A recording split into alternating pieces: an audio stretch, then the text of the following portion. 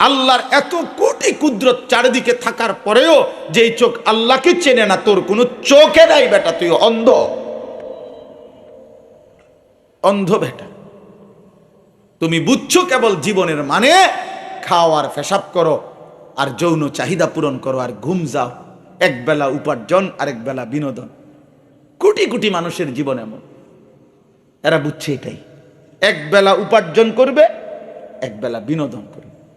অর্থাৎ 8 ঘন্টা 10 ঘন্টা ডিউটি করে, চাকরি হোক ব্যবসা হোক দোকান হোক, মাথার ঘাম পায়ে ফেলে উপার্জন করছে। এরপরে 3টার পরে 4টার পরে 5টার পরে আসরের পরে মনে করে এই থেকে নিয়ে এবার রাত 11টা পর্যন্ত হয় গান, নয় নাটক, নয় সিনেমা দেখতেছে, নয় মোবাইল টিপতেছে, নয় আপনার আড্ডা দিতে আসে, নইলে গপ মারতে আসে, নইলে কোথাও বেড়াইতে গেছে, নয়তো ছবি উড়াইতে আসে। এই না হুজুর বলে, বাকি টাইম কি বিনোদন, আর এক বেলা হলো উপার্জন, খালাস। এই দুয়ে মিলে প্রতিদিন রাত যায়, ভোর হয়, ভোর হয় সন্ধ্যা হয়। আহা, আল্লাহ কোথায়, আখিরাত কোথায়, কবর কোথায়, মৃত্যু কোথায়, জাহান্নাম থেকে বাঁচবে কে, জান্নাতে যাবে কে, মিজানের পাল্লায় নেকি ভারী হবে কেমনে, ফুলসেরাত পার হবে কিভাবে, এগুলো কোনো বিষয় না, এগুলো মোল্লাদের বিষয়। আজারিয়া হুজুর যারা বেউকুফ হুজুর, একবেলা এই যারা পড়ালেখা করছে জেনারেল লাইনে, অথচ নামাজ নাই, সেজদা নাই, আখিরাত নাই, বন্দিগি নাই, 16 বছর পড়ার পরেও আল্লাহর কোরআন পড়তেও পারে না। এই ভাই স্পষ্ট কথা, তোমাদের জীবনেরও এটাই উদ্দেশ্য। এখন কয়দিন পড়ো, আগামী কয়দিন উপার্জন করবা, এই দুইটা মিলাইয়া দুনিয়ায় মৃত্যু পর্যন্ত সমান সমান কইরা কবরে যাইবা। সব কবর যাওয়া মানে শেষ, আর কিছু নাই। দুশ্মন বেঈমান 190 বছরের ব্রিটিশের এই শাসন দিয়ে আমাদেরকে এই অশুভ, শুধু একমুখী, শুধু জেনারেল, শুধু দুনিয়ার আসমানের নিচে আর জমিনের উপরে এই মাঝখানের এই পড়ালেখার কিছু স্বপ্ন দেখাইয়া, আল্লাহ ভুলাইয়া, আখিরাত ভুলাইয়া, জাহান্নাত জাহান্নাম ভুলাইয়া, আল্লাহর কোরআন ভুলাইয়া লক্ষ কোটি মুসলিম যুবকদেরকে কলিজাত থেকে ঈমান আখিরাত সব দূর করে দিছে। আরে বুঝাই দিছে, আরে বুঝাই দিছে জীবনের স্বপ্ন একটাই। এখন 12 বছর পড়ো, 10 বছর পড়ো, আরো পড়ো, আরো পড়ো, আরো সার্টিফিকেট নাও, আরো নাও, আরো নাও, আরো নাও, আরো নাও। আগামীতে ভালো চাকরি হবে, একটা সামাজিক স্ট্যাটাস হবে, একটা ভালো ফ্যামিলিতে বিয়ে করতে পারবে, একটা বিল্ডিং করতে পারবা, আশা করি 50-60 লাখ টাকা দামের একটা গাড়ি চালাইতে পারবা, এবং একটা সামাজিক অবস্থান নিয়ে দুনিয়ায় সম্মানের সাথে চলতে পারবা।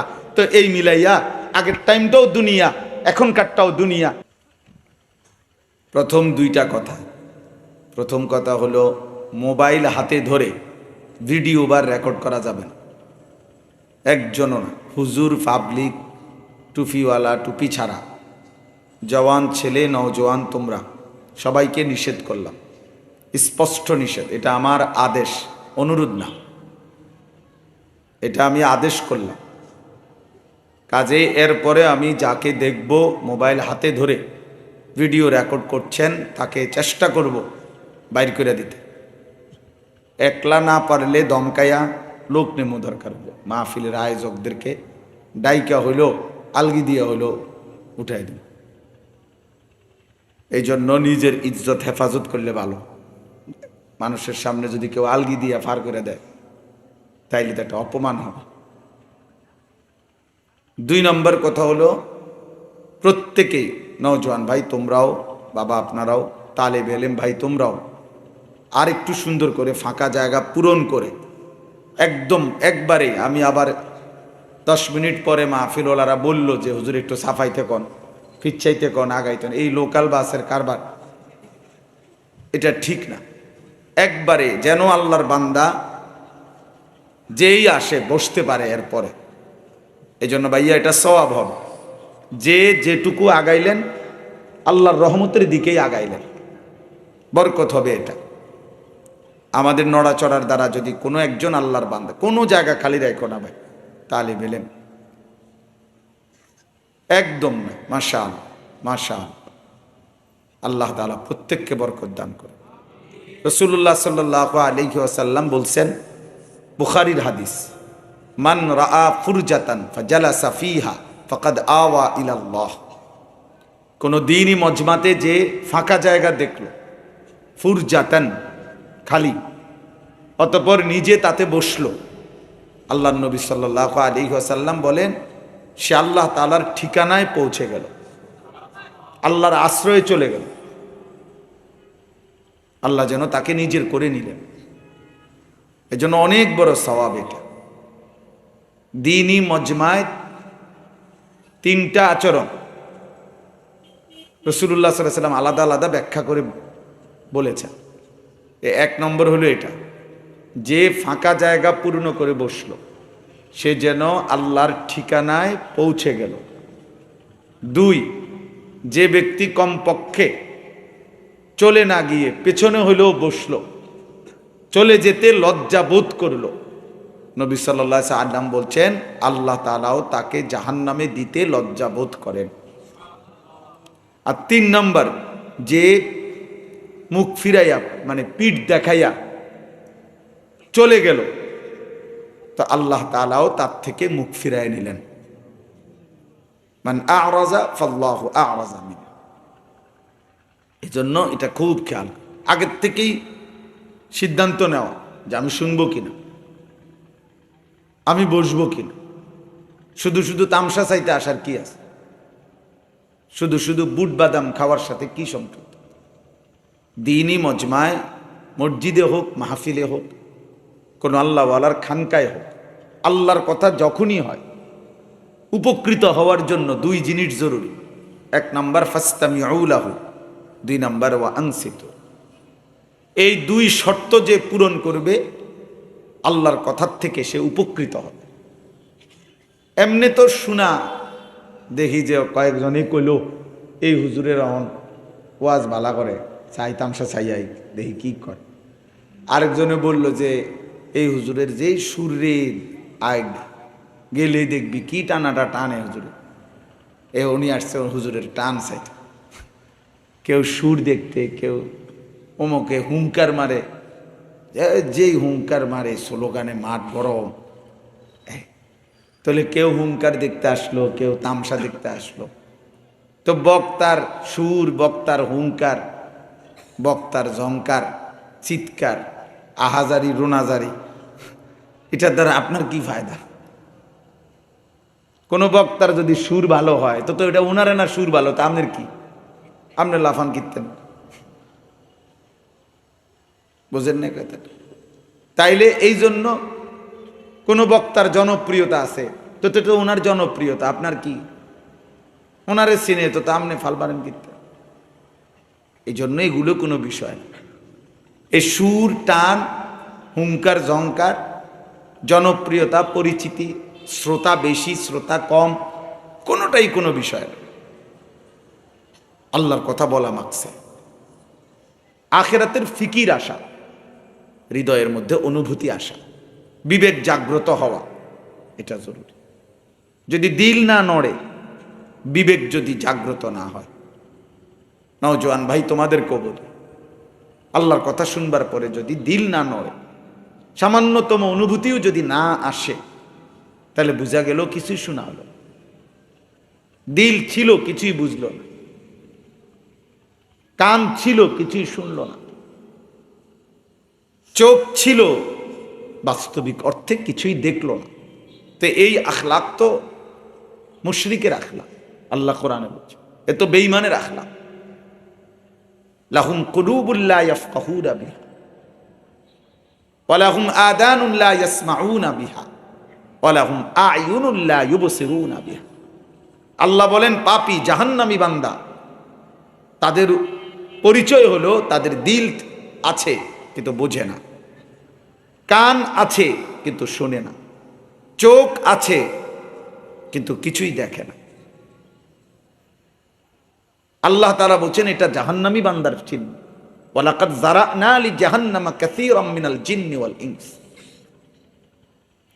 এটা নাফরমানের চিহ্ন। এজন্য দোস্ত এটা মনে রাখতে হবে। 5 জন বক্তা ওয়াজ করলো, 7 জন বক্তা ওয়াজ করলো, তারা বাংলাদেশের বড় বড় বক্তা সব আনছে, উড়ে এলাইছে সোজা কথা। মানুষ হইছে, চিৎকার হইছে, হুঙ্কার হইছে, বুট বাদাম চটপটিওয়ালা আল্লাহর মেহেরবানি রাত 10টার ভিতরে সব বেচ্চা ক্লিয়ার, কোনো দোকানদার আর খালি হাতে ফেরত গেছে না। হ্যাঁ, এগুলোই সফলতা? কথা বলেন, এগুলো হিসাব? তাইলে মূল হিসাব তো হইল দিল নড়তে হবে, দিল নড়তে হবে, অনুভূতি আসতে হবে, অনুভূতি আসতে। এজন্য দিল যার নড়ে না, কান যার শুনে না, চোখ যার মালিকের কুদরত দেখে না, আল্লাহ তাআলা বলছে এটা জাহান্নামী বান্দার আখলাক, বেঈমানের আখলাক। আরো জঘন্য কথা আল্লাহ বলছে যে এই লোক শুধু নাফরমান বেঈমান না, এই লোক জানোয়ার। উলাইকা কাল আনআম, এটা শুধু নাফরমান, এটা জানোয়ার এক ধরনের। যে আল্লাহর কথা যার কানে পড়ার পরেও দিলটা নড়েও না, আফসোসও লাগে না। 5 ওয়াক্ত নামাজের আজান প্রতিদিন হয়, এই নাফরমান মুসলমান পরিচয় দেয়, অথচ একবারও 1 ওয়াক্ত নামাজের জন্য তার কোনো মানসিকতাই নাই। আল্লাহ বলছে এটা কোনো মানুষে না, এটা এক ধরনের জানোয়ার, এটার কোনো দিলে নাই, এ কিছুই শুনে না, এ বধির, এ অন্ধ অন্ধ। এজন্য বেনামাজি বাস্তবিক অর্থে কোনো মানুষ না, সেজদাবিহীন নাফরমান এটা এক ধরনের মানুষরূপী পশু, জানোয়ার,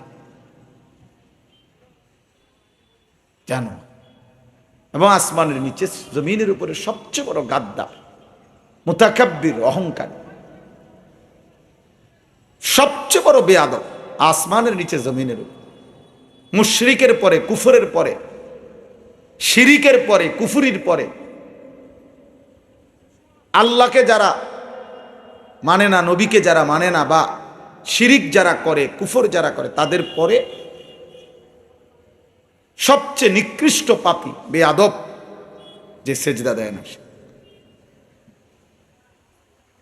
ও সাংঘাতিক বেয়াদব, চূড়ান্ত বেয়াদব, গাদ্দার। এটা এত বড় মালিককে সে বুড়ো আঙ্গুল দেখায় যে আপনি আমাকে সব দিলেন, আপনাকে আমি সেজদা দেব। এই জন্য আল্লাহকে না চিনা, আখিরাতকে না চিনা, নিজের আত্মপরিচয় না চিনা, খোদার কসম বাপ জীবনের সবচেয়ে বড় ব্যর্থতা।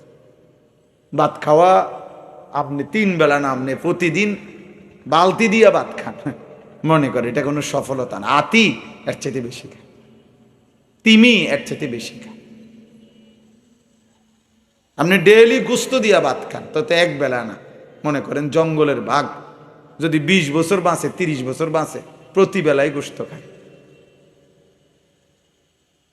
জীবনের সবচেয়ে বড় ব্যর্থতা, মালিক না চিনা, রব না চেনা, সৃষ্টিকর্তাকে যে চেনে না, আল্লাহকে যে চেনে না। এত বড় আসমানি কিতাব যার হৃদয়ে নাড়া দেয় না, আজান যার হৃদয়ে নাড়ে না, নাড়া দেয় না, আল্লাহর নবী সাল্লাল্লাহু আলাইহি ওয়াসাল্লামের কথা, কোরআনুল কারীমের তিলাওয়াত যার দিল নড়ে না, ওই কোনো মানুষে না, ওইটা মানুষের কোনো আইটেম। এই ভারতীয় উপমহাদেশে একজন বড় বুজুর্গ ছিলেন, অনেক বড় মুজাহিদ ছিলেন এক জামানায়, সৈয়দ আতাউল্লাহ শাহ বুখারী রহমতুল্লাহ আলাই, জগৎ বিখ্যাত মনীষী ছিলেন তিনি। ওনার জীবনীর মধ্যে আছে, হিন্দুস্তানে তিনি যখন ওনার হায়াত থাকাকালীন এরকম ভরা মজমাতে আল্লাহর কোরআন তেলাওয়াত করতেন, তো হিন্দুরা এবং গান বাদ্য করত যারা, হিন্দুরা চলতি পথে দাঁড়িয়ে যেত, আর সৈয়দ আতাউল্লাহ শাহ বুখারী রহমতুল্লাহর জবানে কোরআন শরীফ শুনত।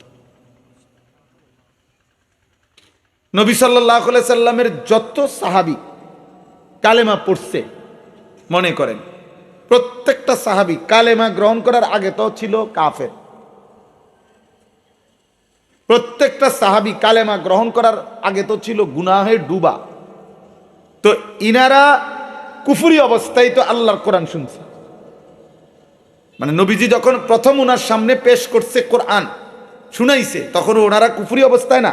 তাহলে কুফরি অবস্থায় তাদের দিল নরম হয়ে গেল। আজ 20 বছর এই ছেলে পরিচয় দেয় নিজের মুসলমান, তার বাবা মা মুসলমান, অথচ এই নাফরমানের দিলে আল্লাহর কোরআন একটুও নড়ে না।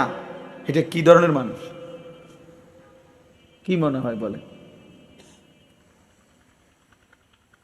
যেদিন ওমরের দিল নড়ছে আল্লাহর কোরআন শুনে, ওই সময় তো সে কুফরিতে ছিল।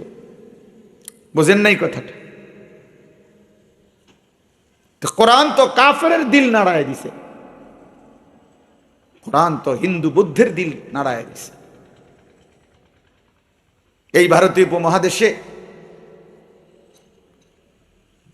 এই বিপুল পরিমাণ আউলিয়া বুজুর্গ,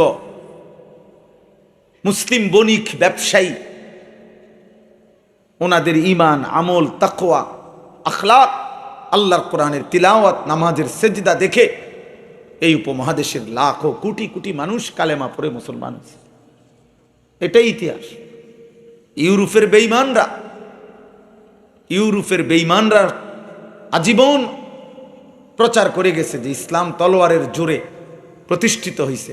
বেঈমান তোরা হয়তো কোনো দেশ অস্ত্রের জোরে, বোমার জোরে দখলে রাখতে চাও, মুসলমান কোনোদিনও অস্ত্রের জোরে, তলোয়ারের জোরে না, বরং প্রয়োজন মাফিক জিহাদ, এটা আল্লাহর বিধান হিসাবে সর্বদাই ছিল, আছে, থাকবে।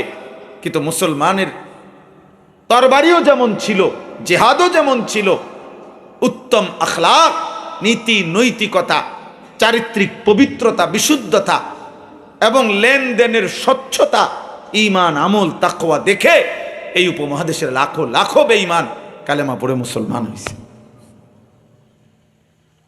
এই জন্য দোস্ত আমার, সাফ কথা, 2 দিন ব্যাপী মাহফিল, অনেক বুজুর্গ উলামায়ে কেরাম আসবেন, কথা বলবেন, বলছেন, আরো বলবেন ইনশাআল্লাহ।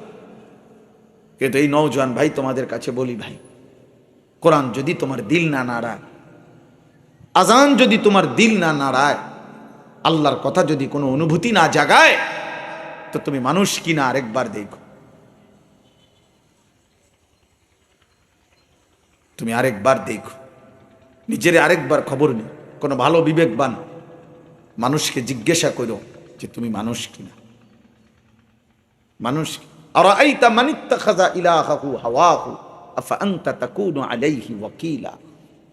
আল্লাহ তাআলা বলে, বন্ধু, মনের চাহিদাকে যে তার নিজের খোদা বানিয়েছে, আল্লাহর বিধান, আপনার বিধান, আপনার কথা, কিসের কোরআন, কিসের সুন্নাহ, কিসের ইসলাম, কিসের আল্লাহর কথা, কিসের নবীর কথা বাদ দাও, আমার মনে যা চায় তাই আমার জীবন। এই নিজের মনের চাহিদা যার খোদা, ইলাহ, আল্লাহ বলছে, বন্ধু, আমি আল্লাহ বলে দিলাম, ইনহুম ইল্লা কাল আনআম, তাদের পরিচয় আর কিছুই নয়, শুধুই জানোয়ার। ইনহুম ইল্লা কাল, এই ইনে নাফিয়া, ইল্লা নফি ইস্তিসনা, হসর বুঝায়, তাদের পরিচয় আর কিছুই নয়, শুধুই জানোয়ার। এজন্য শুধু নফসের চাহিদা যে পূরণ করে, আল্লাহর বিধান, হালাল হারাম, জায়েজ না জায়েজের পার্থক্য জ্ঞান যার মধ্যে নাই, খোদার কসম আল্লাহ বলছে তার পরিচয় শুধুই জানোয়ার। ওইটা শুধুই জানোয়ার।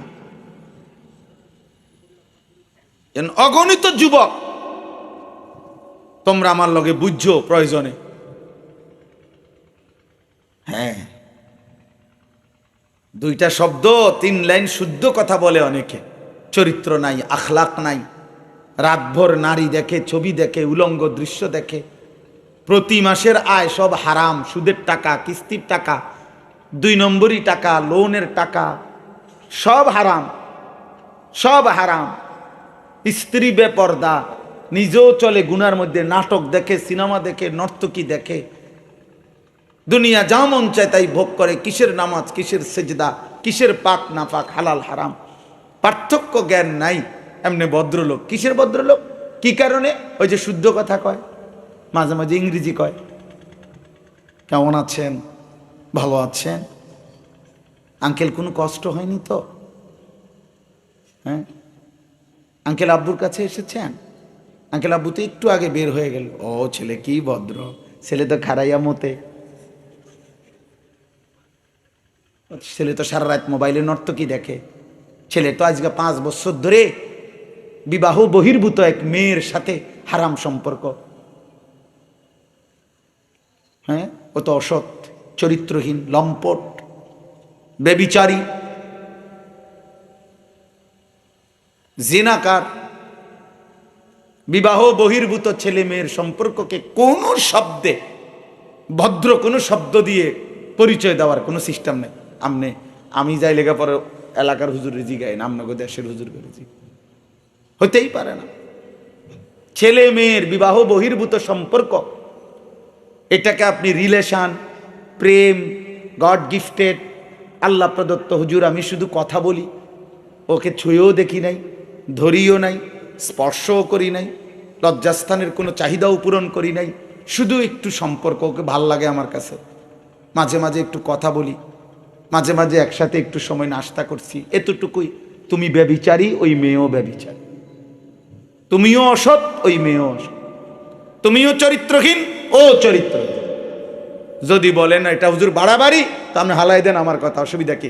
আখেরাতে দেখা হবে ইনশাআল্লাহ। আল্লাহর নবী সাল্লাল্লাহু আলাইহি ওয়াসাল্লাম বলেছেন, চোখের দিকে চোখ দিয়ে ভিন নারী দেখলে এটা জিনা, হাত দিয়ে ছুঁয়ে দিলে এটাও জিনা, কান দিয়ে শুনলে এটাও জিনা, জবান দিয়ে কথা বললে এটাও জিনা, অন্তর দিয়ে ভাবলে এটাও জিনা, লজ্জাস্থান দিয়ে অপকর্ম করলে এটাও জিনা, পাও দিয়া হেঁটে গেলে এটাও জিনা। তাহলে নবীজি একই শব্দ বলছে, জিনাল আইন, জিনাল নাজার, জিনাল রিজিল, জিনাল ইয়াদ, জিনাল লিসান, জিনাল নফস, জিনাল ফরজ। সেম শব্দ। চোখের জিনা, কানের জিনা, হাতের জিনা, পায়ের জিনা, জবানের জিনা, অন্তরের জিনা, লজ্জাস্থানের জিনা। জিনা চোর শুরু হয়ে যায় নজর থেকেই। লজ্জাস্থান নবীজি বলছে, ওয়াল ফারজু ইউসাদ্দিকুহু আও ইউকাদ্দিবু। লজ্জাস্থান চূড়ান্ত জিনায়, চূড়ান্ত পর্যায়ে পূর্ণ করে অথবা করে না। কিন্তু জিনা শুরু হয়ে গেছে হারাম নারী, ভিন নারী, যাকে দেখার আমার অনুমতি নাই, তাকে দেখা থেকে, তাকে দেখা থেকেই ব্যভিচার শুরু। এই জন্য দোস্ত আমার প্রথম কথা এটাই ছিল, দিল নড়তে হবে, বিবেক নড়তে হবে। আল্লাহর কোরআন যার দিল নড়ায় না, তোর বেটা কোনো দিলে নাই বেটা। আল্লাহর কোরআন দেখে দেখেও, আল্লাহর কোরআন দেখে দেখেও শুদ্ধ যে পড়তে পারে না, তোর বেটা কোনো জবানে নাই, তো বোবা বেটা, বোবা বেটা। আল্লাহর এত কোটি কুদরত চারিদিকে থাকার পরেও যেই চোখ আল্লাহকে চেনে না, তোর কোনো চোখে নাই বেটা, তুই অন্ধ, অন্ধ বেটা। তুমি বুঝছো কেবল জীবনের মানে খাওয়ার, পেশাব করো, আর যৌন চাহিদা পূরণ করো, আর ঘুম যাও। এক বেলা উপার্জন, আরেক বেলা বিনোদন। কোটি কোটি মানুষের জীবন এমন, এরা বুঝছে এটাই। এক বেলা উপার্জন করবে, এক বেলা বিনোদন করবে। অর্থাৎ 8 ঘন্টা 10 ঘন্টা ডিউটি করে, চাকরি হোক, ব্যবসা হোক, দোকান হোক, মাথার ঘাম পায়ে ফেলে উপার্জন করছে। এরপরে 3টার পরে, 4টার পরে, 5টার পরে, আসরের পরে মনে করে এই থেকে নিয়ে এবার রাত 11টা পর্যন্ত হয় গান, নয় নাটক, নয় সিনেমা দেখতেছে, নয় মোবাইল টিপতেছে, নয় আপনার আড্ডা দিতে আসে, নইলে গপ মারতে আসে, নইলে কোথাও বেড়াইতে গেছে, নয়তো ছবি উড়াইতে আসে। এই না হুজুর বলে, বাকি টাইম কি বিনোদন, আর এক বেলা হলো উপার্জন। খালাস, এই দুয়ে মিলে প্রতিদিন রাত যায়, ভোর হয়, ভোর হয়, সন্ধ্যা হয়। আহা, আল্লাহ কোথায়, আখেরাত কোথায়, কবর কোথায়, মৃত্যু কোথায়, জাহান্নাম থেকে বাঁচবে কে, জান্নাতে যাবে কে, মিজানের পাল্লায় নেকি ভারী হবে কেমনে, ফুলসেরাত পার হবে কিভাবে, এগুলো কোনো বিষয় না, এগুলো মোল্লাদের বিষয়। আজারিয়া হুজুর যারা বেউকুফ হুজুর, বেলা এই যারা পড়ালেখা করছে জেনারেল লাইনে, অথচ নামাজ নাই, সেজদা নাই, আখেরাত নাই, বন্দিগি নাই, 16 বছর পড়ার পরেও আল্লাহর কোরআন পড়তেও পারে না। এই ভাই স্পষ্ট কথা, তোমাদের জীবনেরও এটাই উদ্দেশ্য। এখন কয়দিন পরও আগামী কয়দিন উপার্জন করবা, এই দুইটা মিলাইয়া দুনিয়ায় মৃত্যু পর্যন্ত সমান সমান কইরা কবরে যাইবা। সব কবর যাওয়া মানে শেষ, আর কিছু নাই। দুশ্মন বেঈমান 190 বছরের ব্রিটিশের এই শাসন দিয়ে আমাদেরকে এই অশুভ, শুধু একমুখী, শুধু জেনারেল, শুধু দুনিয়ার আসমানের নিচে আর জমিনের উপরে এই মাঝখানের এই পড়ালেখার কিছু স্বপ্ন দেখাইয়া আল্লাহ ভুলাইয়া, আখিরাত ভুলাইয়া, জাহান্নাত জাহান্নাম ভুলাইয়া, আল্লাহর কোরআন ভুলাইয়া লক্ষ কোটি মুসলিম যুবকদেরকে কলিজাত থেকে ঈমান আখিরাত সব দূর করে দিছে। আরে বুঝাই দিছে জীবনের স্বপ্ন একটাই। এখন 12 বছর পড়ো, 10 বছর পড়ো, আরো পড়ো, আরো পড়ো, আরো সার্টিফিকেট নাও, আরো নাও, আরো নাও, আরো নাও, আরো নাও। আগামীতে ভালো চাকরি হবে, একটা সামাজিক স্ট্যাটাস হবে, একটা ভালো ফ্যামিলিতে বিয়ে করতে পারবে, একটা বিল্ডিং করতে পারবা, আশা করি 50-60 লাখ টাকা দামের একটা গাড়ি চালাইতে পারবা, এবং একটা সামাজিক অবস্থান নিয়ে দুনিয়ায় সম্মানের সাথে চলতে পারবা। তো এই মিলাইয়া আগের টাইমটাও দুনিয়া, এখনকারটাও দুনিয়া। আখেরাত কি? টাকা 30,000। অসংখ্য বড় লোক, ভদ্রলোক, অসংখ্য জেনারেল শিক্ষিত, অসংখ্য সম্পদশালী ব্যক্তি সবাই মিলে মনে করে আখেরাত মানে হইল কিছু দান সদকা। এতটুকুই কয় আখেরাত। এতে টাকা দিছি মসজিদে 30,000। আমার তো কত ভদ্রলোক বলছে জীবনে সমস্ত সুদের লেনদেন, পুরাটা শরীর তার সুদে। তে যে হাসে, লোনে হাসে, টানলেও লোন, গাড়ি বাড়ি বাজার সদাই পুরাটা বডি লোন, সুদে। কিন্তু দোয়া, হুজুর দোয়া করবেন, গ্রামে একটা এতিমখানা দিছি, 60 জন ছেলে এতিমখানা খায়। আখিরাতের বুঝ করে রাখছে। ওই যে 60 জন বাচ্চা যে কি খায়, এতিমখানায় ভাত খায়, এই জান্নাত। আখিরাতের বুঝ করছে। আর নিজে সুদ খায়, বুঝছেন? অথচ দান সাদাকা তো গুনাহ না, সওয়াব ঠিক আছে, কিন্তু এটা তো একটি আমল। কথা বুঝেন নাই? বলেন দান সাদকা এটাই পুরা ইসলাম না এটা একটি আমল? 100 কোটি টাকাও যদি দান করে তাহলে একটি সেজদার মোকাবেলায় যথেষ্ট হবে তো? মানে 1 ওয়াক্ত নামাজ ছুটে গেল, মাগরিবের ফরজ, বিনিময়ে আমি 100 কোটি টাকা দান করলাম, সমান সমান হবে তো? তো 100 কোটি টাকা আমি দান করলাম, কিন্তু আমি 10 কোটি টাকা সুদ খাইলাম, তো এই 10 কোটি টাকার সুদ যেই গুনাহ, এটা আমার 100 কোটি টাকার দানের দ্বারা এটা মাফ হয়ে যাবে তো? তাইলে আখিরাতকে আমরা, নওজোয়ান ভাই তোমরাও আজকে মামুলি, অনেকে তোমরা অনেক কিশোর যুবক ছেলে, তোমাদের মাথায় অনেকের যে আখিরাত মানে শুধু শুক্রবারের জুমার নামাজ, 2 রাকাত নামাজ। ইমাম সাহেব যতক্ষণ নামাজে না দাঁড়ায়, নিয়ত না বাঁধে, অতক্ষণ পর্যন্ত ওই মসজিদে যদিও ঢোকে, কিসের খুতবা, কিসের ওয়াজ, ওর ধান্দা নিয়ে আসে। হয় মোবাইল টিপতেছে, নয় পাশের জনের সাথে কথা বলতেছে, বিরাট বুদ্ধিজীবী বুঝাইতেছে কিছু না কিছু। ইমাম সাহেব বেচারার 45 মিনিটের বয়ান, এটাও শেষ, খুতবা হইছে মাঝখান দিয়া, এটাও শেষ, কোনো কিছু তার পরোয়া নাই। কারণ এগুলো তো তার চাপটার না, তার তো আখিরাত বলতে কিছু নাই, তার তো হলো দুনিয়া। তো বলে শুক্রবারে আসলে কেন?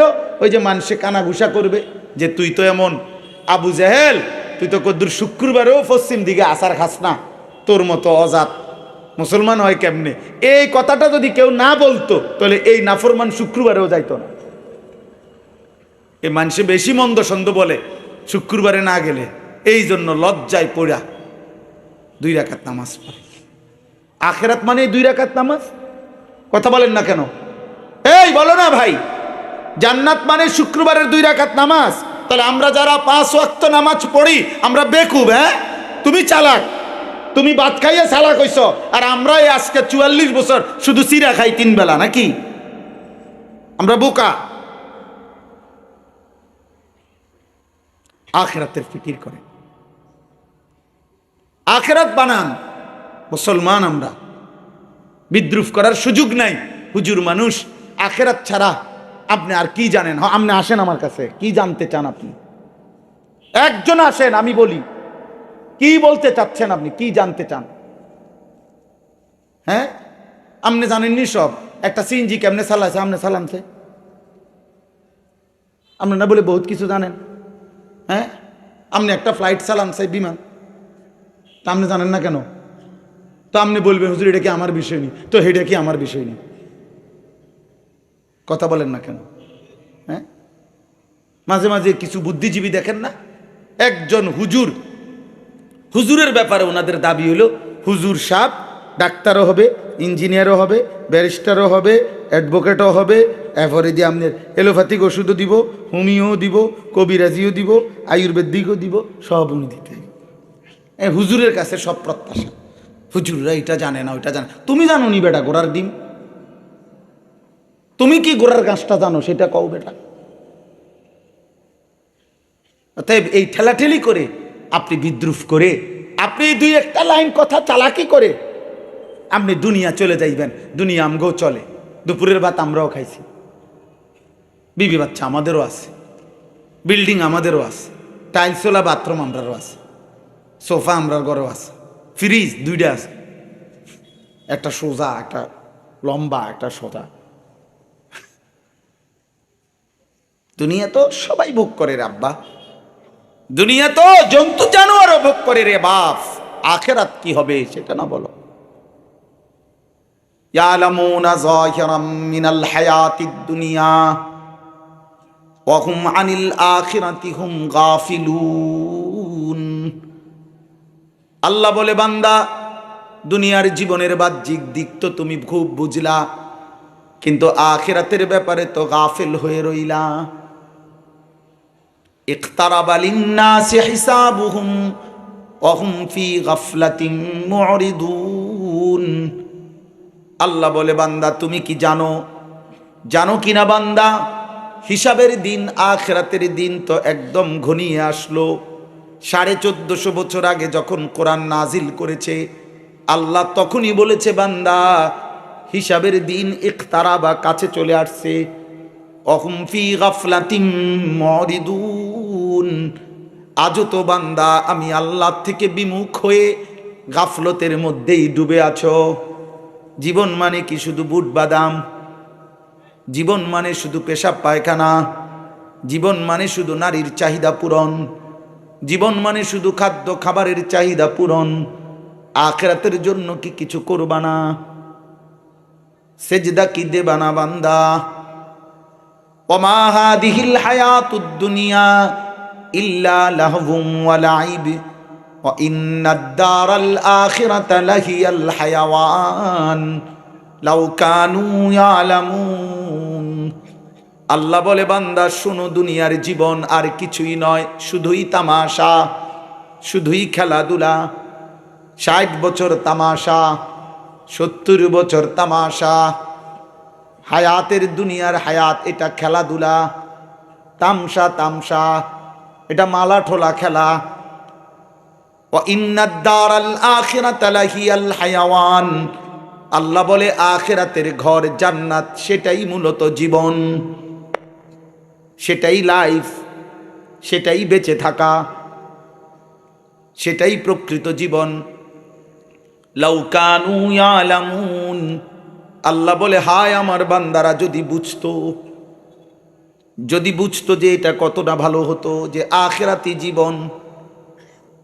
ওয়াবতাগি ফীমা আতাকাল্লাহুদ দারাল আখিরাতা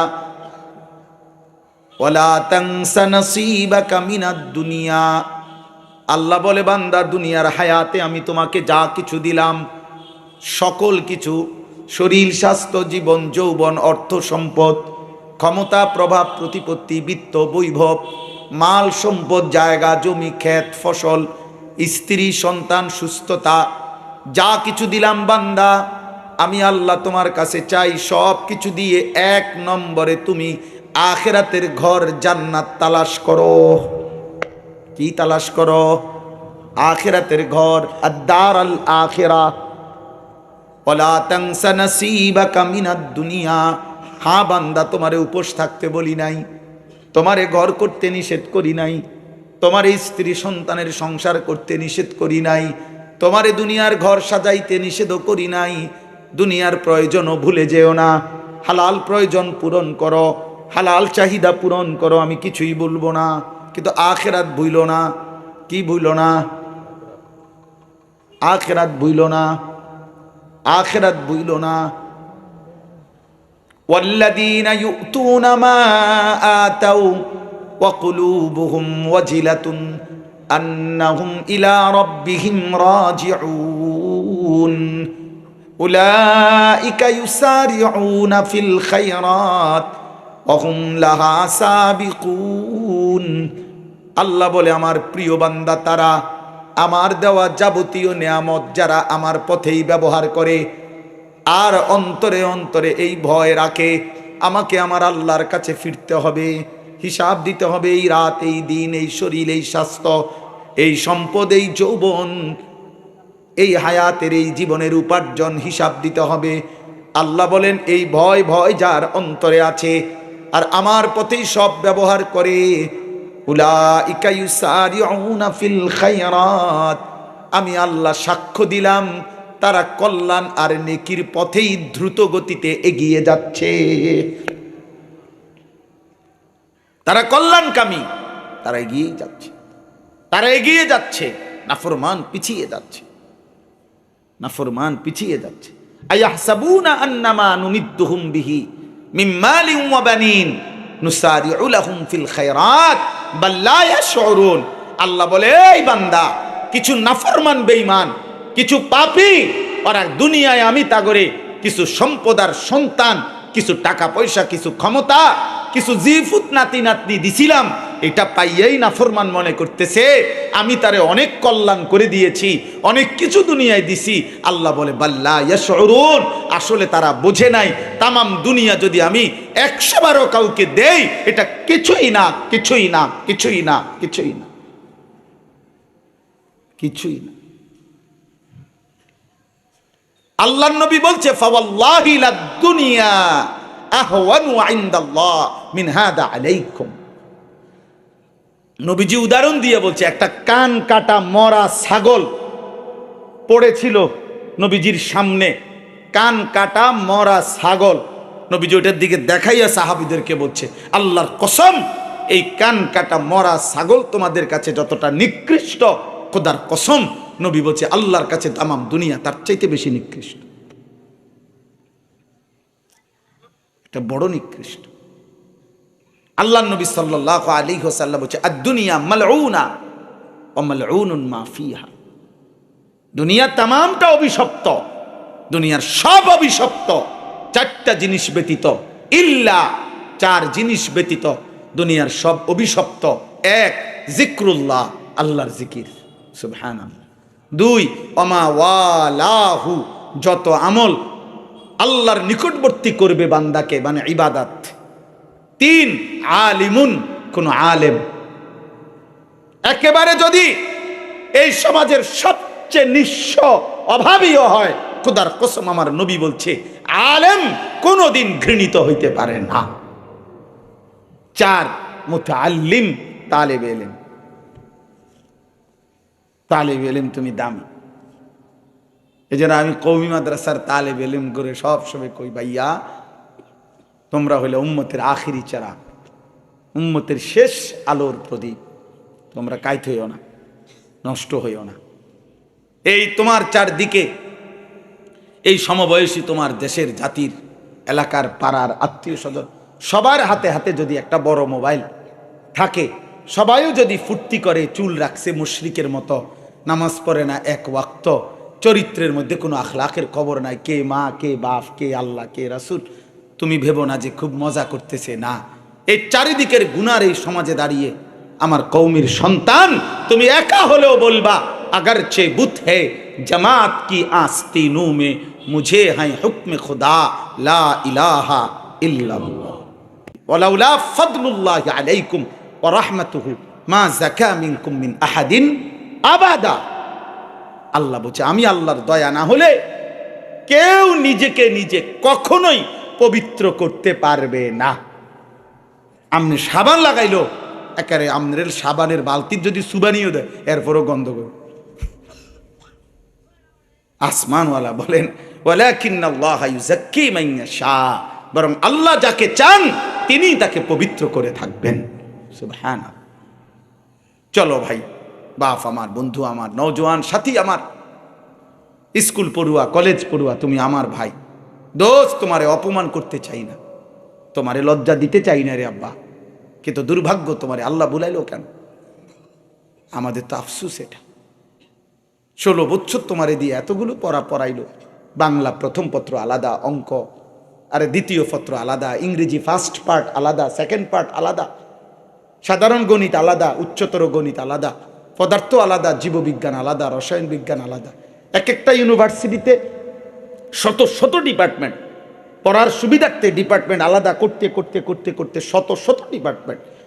এক একটা মেডিকেল কলেজে শত শত ডিপার্টমেন্ট, শত শত। আগে তো রাস্তার কোনার এক ডাক্তারই পৃথিবীর 14,000 রোগের ওষুধ উনি দিয়ে দিত আগে, কিন্তু এখন আলাদা আলাদা ডাক্তার, আলাদা FCPS, আলাদা MBBS, সব আলাদা আলাদা।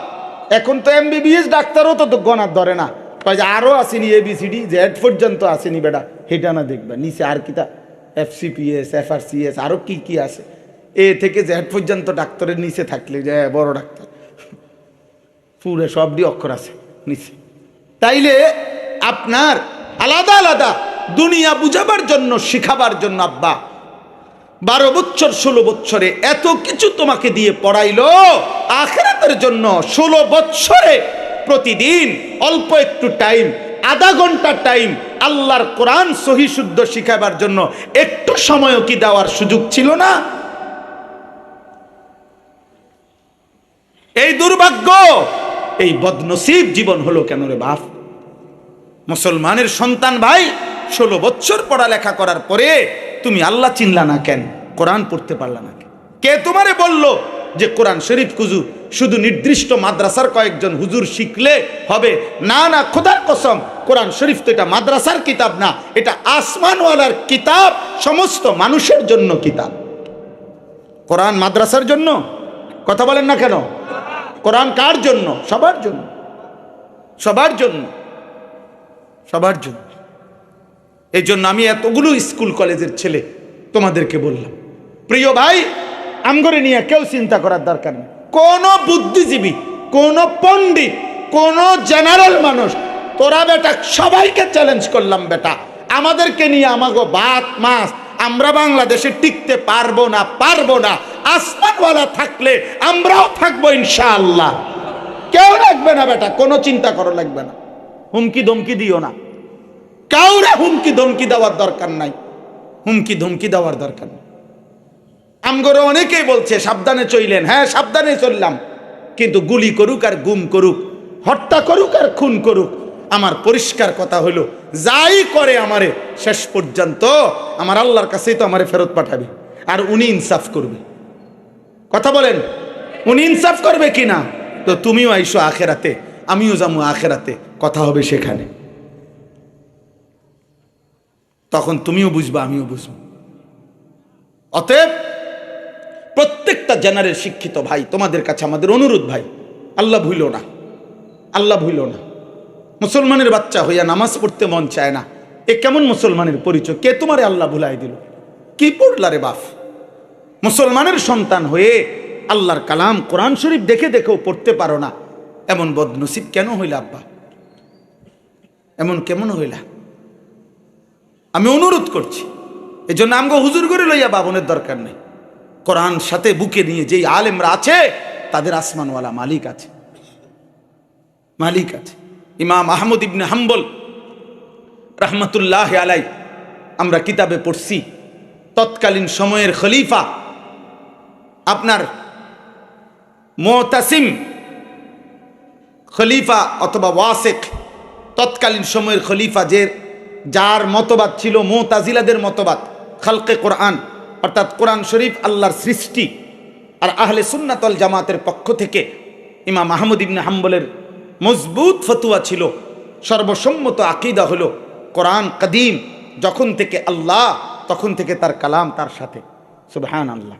এটা সৃষ্টি না, মানে আল্লাহ আসমান বানাইছেন, জমিন বানাইছেন, কোরআন আল্লাহ বানাইছেন, এটা বানাইছেন এটা না, এটা আল্লাহর কালাম। আল্লাহ যখন থেকে আল্লাহর অস্তিত্বের সাথে সাথে তার কালামও, এটা কাদিম। একটু কঠিন মাসালা, আপনাদের শুধু এই কথাটা বুঝি যে কোরআনুল কারীম মখলুক না, কোরআন কি না, বরং কাদিম, আল্লাহর জাতের সাথে সম্পৃক্ত, এটা আল্লাহর সত্তার সাথে সম্পৃক্ত।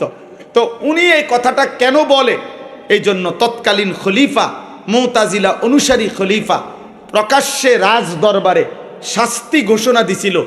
100 চামড়ার চাবুক দিয়ে ইমাম আহমদ ইবনে হাম্বলকে বলছে তাকে বেত্রাঘাত করো সবার সামনে, সে যেন তার এই মত থেকে ফিরে আসে। তো কিতাবে লিখছে 40 থেকে 50টা বেত্রাঘাত চাবুক দিয়া যখন উনারে করছে, তখন উনার শরীর থেকে যখন রক্ত ছিটে ছিটে পড়তেছে, তো ওনার চোখ দিয়ে তখন পানি ঝরছিল। তখন এই খলিফার খালকে কোরআন যারা মখলুক বলে, এক বাদশার একজন তাবেদার, দালাল, বাদশার অনুসারী, তার পক্ষ থেকে একজন লোক ওইখানে ওনার সামনে গিয়া ইমাম আহমদ ইবনে হাম্বল কানে কানে, ওনার কানে কানে বলছে যে মৌলভী সাহেব, তুমি একটা কাজ করো, তুমি কোনো না কোনো একটা কৌশল করে কথাটা একটু ঘুরাইয়া কও প্রয়োজনে, তাইলে অথবা তুমি কও একবারের জন্য হেকমত করে কও যে আমি যেভাবে কইলে তোমার কোনো রকমে বাঁচানো যায়, তুমি একটা কৌশল কিছু কও, আমি তোমারে বাদশার এই শাস্তির থেকে, চাবুকের আঘাত থেকে বাঁচায় দেব, বাঁচায় দেব। ইমাম আহমদ ইবনে হাম্বল বলছিল, আহমদ ইবনে আবি দাউদ ওই বেটার নাম ছিল, একই নাম আহমদ ইবনে আবি দাউদ, বলছিল আহমদ ইবনে আবি দাউদ, খোদার কসম আমি এই বেতের আঘাতের কারণে আমি কাঁদতেছি না, আমি আমার আল্লাহর জন্য কাঁদতেছি, যে মালিক আমার জিন্দেগির সার্থকতা আমি আপনার কথা বলার কারণে এই আঘাত সইতেছি, আমি আল্লাহর জন্য করতে পারছি, এই খুশিতে আমি কাঁদতেছি। তবে তোমারে বলি, তখন উনি এটা বলছে যে আহমদ ইবনে আবি দাউদ, তুই বেটা এই রাজ দরবারে একবারের জন্য তুই বল বেটা যে কোরআন আল্লাহর সৃষ্টি না, আমি তোকে জাহান্নামের আগুন থেকে বাঁচায় দেব।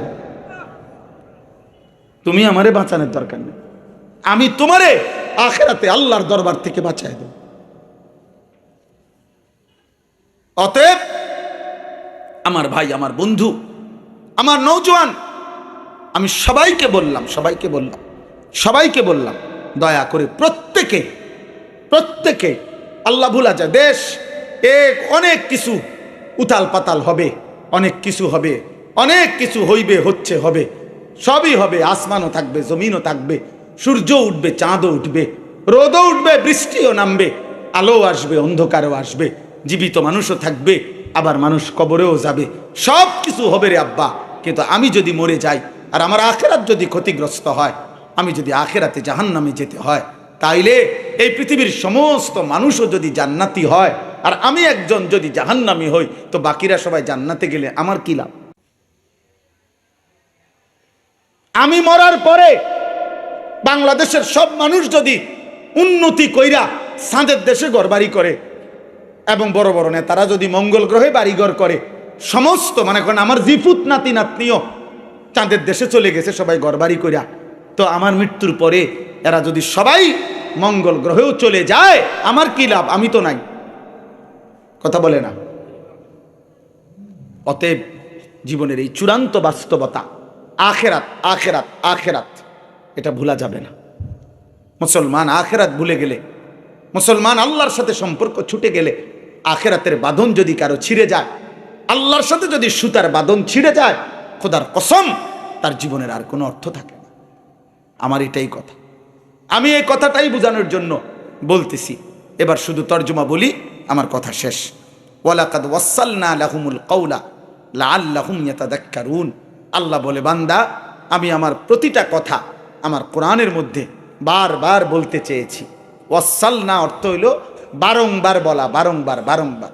আমি তাওহীদের কথা, রিসালাতের কথা, আখিরাতের কথা আল্লাহ বলেন, বান্দা আমি বারবার বলেছি, একবার দুইবার বলে ছেড়ে দেই নাই। সব কথা আল্লাহর প্রতি ঈমান, রাসূলের প্রতি ঈমান, আখিরাতের প্রতি ঈমান, এই তিন কথাকে ব্যাখ্যা করার জন্য আমি বারবার বারবার বারবার বারবার বলছি। লাআল্লাহুম ইয়াতাযাক্কারুন। উদ্দেশ্য একটাই, আমার বান্দারা যেন উপদেশ গ্রহণ করে। এই প্রধান বক্তা, বিশেষ বক্তা, অল্প বক্তা, সামান্য বক্তা, মারাত্মক বক্তা, ভয়ঙ্কর বক্তা, জঘন্য বক্তা, মনে করেন যা বক্তা, কালকার, আজকের, আসরের পরের, জোহরের পরের, ফজরের পরের, রাত 13টার সব বক্তা যে যা বলছেন সবাই এক কথাই, আখেরাত, কবর, পরকাল, আল্লাহর প্রতি ঈমান, রাসূলের সুন্নাতের প্রতি ঈমান, কোরআন গ্রহণ করো, হাদিস গ্রহণ করো, সুন্নাত গ্রহণ করো, গুনাহ বর্জন করো, আল্লাহর গোলামি করো, আখেরাতের ফিকির করো। এই তো কথা। কথা বলেন না? এই কথা না ভিন্ন ভিন্ন? এই ঘুরে ফিরে তো একই। তো আল্লাহ বলেন এগুলো বলেছি বারবার যেন তোমরা উপদেশ গ্রহণ করো। কি গ্রহণ করো বলেন? আমি এই কথাটাই বলছি, এই কথাইটাই আমার মাকসাদ। কলিজা যেন নড়ে, অনুভূতি যেন জাগে। একটা ছেলেও যদি ভাবো, আমি কোনো প্রার্থী না যে সবার সমর্থন দরকার, আমি কোনো সকলের সমর্থন চাইতে আসি নাই, আমি কোনো মার্কা নিয়ে আসি নাই। একজন যুবক ভাইও যদি, একজন মুসলমান ও একজন বাবা, আপনার কলিজার ভিতরে যদি এই ফিকির আসে যে আমার গুনাহ ছেড়ে দেওয়া দরকার, আমি আল্লাহর সামনে যেতেই হবে, আমাকে আল্লাহর মুখোমুখি হইতে হবে, তাইলে বরকত হবে রে বাপ, তাইলে বরকত হবে। এই 2 দিনের মাহফিলের সার্থকতা হবে যে আখেরাতের ফিকির, উপদেশ গ্রহণ, নিজের জীবনের ভিতরে কোনো অনুভূতি আসছে, এটাই জীবনের বড় পাও। আল্লাহ আমাদের প্রত্যেকের কলিজার ভিতরে আখেরাতের অনুভূতি দান করেন। আল্লাযীনা আতাইনাহুমুল কিতাবা মিন ক্বাবলিহি হুম বিহি ইউমিনুন। এখানে মাঝখানের 4টা আয়াতের মধ্যে আল্লাহ তাআলা এমন কিছু আহলে কিতাব, খ্রিস্টান ব্যক্তিদের ইতিহাস বলছেন।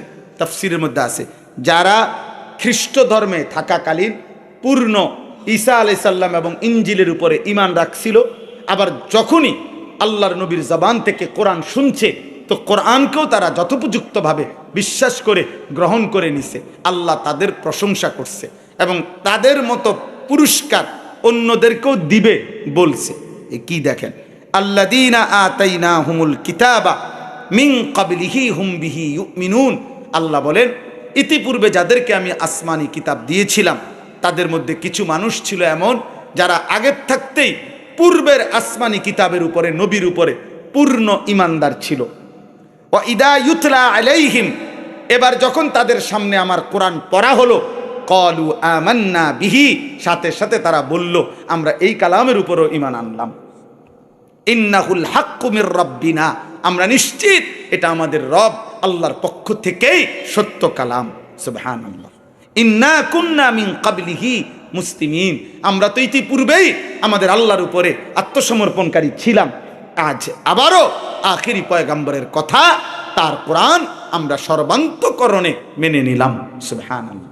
আল্লাহ বলেন উলাইকা ইউতাউনা আজরাহুম মাররাতাইন, এমন নেককার বান্দা যারা আগেও পূর্ণ আসমানি কিতাব এবং নবীর উপরে ঈমানদার ছিল, এখন সাথে সাথে আমার বন্ধু এবং আমার কোরআনের উপরে ঈমান এনে নিল, আমি আল্লাহ তাদের প্রত্যেক আমলের বিনিময়ে তাদেরকে ডাবল ডাবল, দ্বিগুণ দ্বিগুণ নেকি দান করব। সুবহানাল্লাহ। এই দ্বিগুণ দ্বিগুণ নেকি আল্লাহ বলেন কেন দেব? মানে কোন ব্যক্তিকে তার আমলের নেকি আল্লাহ তাআলা দ্বিগুণ দ্বিগুণ বাড়িয়ে দিবেন এই নিম্নোক্ত গুণগুলো থাকলে।